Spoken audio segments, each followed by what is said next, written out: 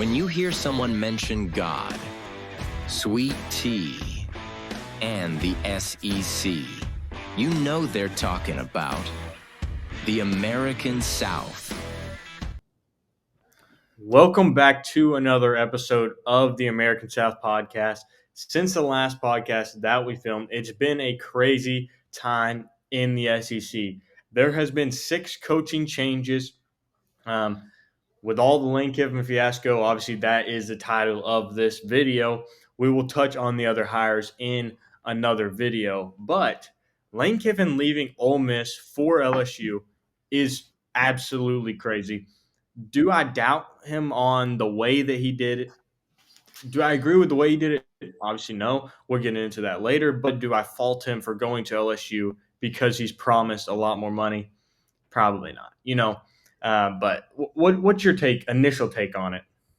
As far as just for leaving the job itself and going to another job, especially leaving Ole Miss to go to the LSU job, we kind of saw now what the guarantees were for NIL. We know what the contract is. I can't blame him for wanting to go somewhere he feels like he can take that next step into his legacy. I do understand why Ole Miss fans are upset, but as far as just for his legacy, when you look back on your career, there are coaches who are content to be where they are at. There are coaches that are, comfortable in a certain situation. Then there are coaches like, Nick Saban, and we can go on down the list. But they're the other coaches that feel like they can always do better or grow or put themselves in a position to finally succeed. And guys, you got to remember, Nick Saban left LSU to go to the NFL, didn't work out, came back to Alabama. So, having said that, I think Lane Kiffin did what he felt was the right move to put him in a position to build that legacy, to have that Nick Saban or even a Dabo Sweeney of this generation, like, to find a place to build something sustainable, to have an opportunity to win a national championship year in and year out. And as much as Ole Miss felt like, I think they got a little bit cocky, to be honest. The fans did, because they felt like they took that step out of the dumpster and they took this, or out even in the middle of the pack in the SEC to the top. And of course, it's scary. It's like, man, we may have to go back to that. Yeah. Looking at that, obviously, if you haven't seen the video going on everywhere on X of Lane Kiffin and his offensive coordinator hopping on the private jet, Ole Miss fans had a lot to say to him, saying he was number one with the wrong finger. It's kind of classless from what Kiffin did from Ole Miss. Now, I do get it. Kiffin wanting to stay and coach Ole Miss in the college football playoffs, but taking another job in the SEC, a rival, that's messed up. And he said that, it wasn't a thing of money, how much money he was getting. It was a thing on how much money that was portrayed to be put towards players. And I think that's where Lane Kiffin went to. I saw a thing where five Ole Miss players decommitted once Lane Kiffin left, right? 2 players decommitted ever since Brian Kelly got fired a month and a half ago. People commit to LSU for LSU and not the coach. Doesn't matter who the coach is. Obviously, people committed to Ole Miss for Lane Kiffin, and I hope Ole Miss stays afloat. It's hard to know because the contract here that I believe there's a bunch of different numbers out there. Lane Kiffin signed a 7-year, $91 million. Does that sound right to you? Yes.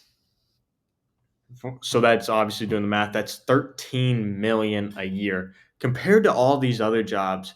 Arkansas hired Ryan Silverfield for $7 million. Alex Golish hired for 7.4 or something.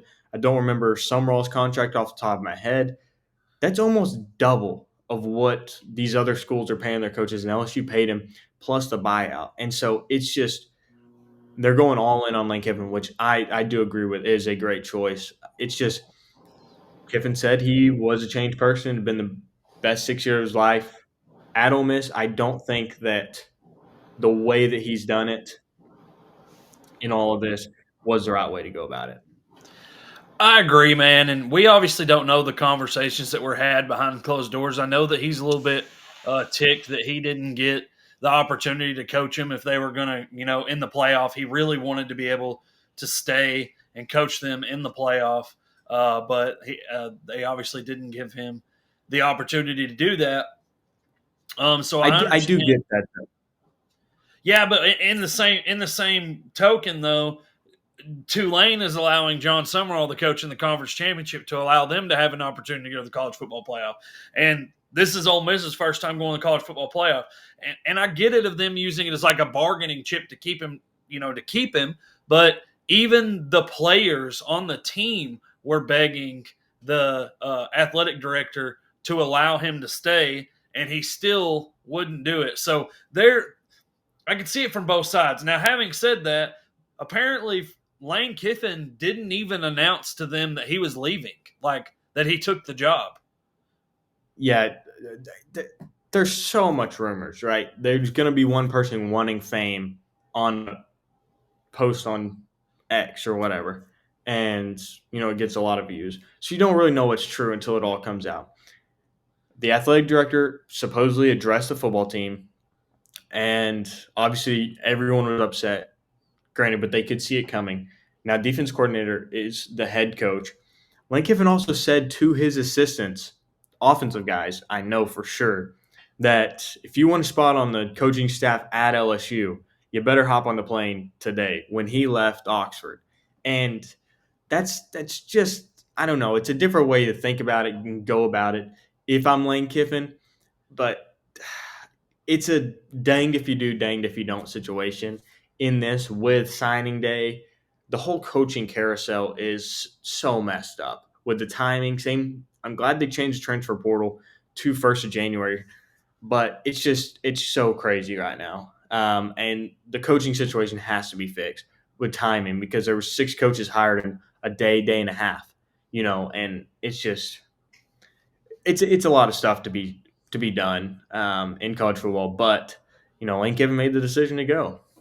It's and touching on that real quick, it's the same thing in the NFL. Like teams will go to the playoffs, and they're obviously head coaching jobs open up at the end of the year, and then offensive coordinators, defensive coordinators leave in the playoffs to go, to these other places, and it hurts. But before I get back on to Lane Kiffin, hey guys, I wanted to talk about our friends over at Cross and Coffee Company. Make sure you check them out. Hey, go to their page. And order some coffee, man. Use our discount code, all caps, American South 10. Get 10% off your order. Hey, guys, it doesn't matter how big the order. It doesn't matter if you order merch or whatever you order off of their website. If you use the code American South 10, you will get 10% off. So go take advantage of that. Order 3 or 4 bags. Save yourself a little on the shipping.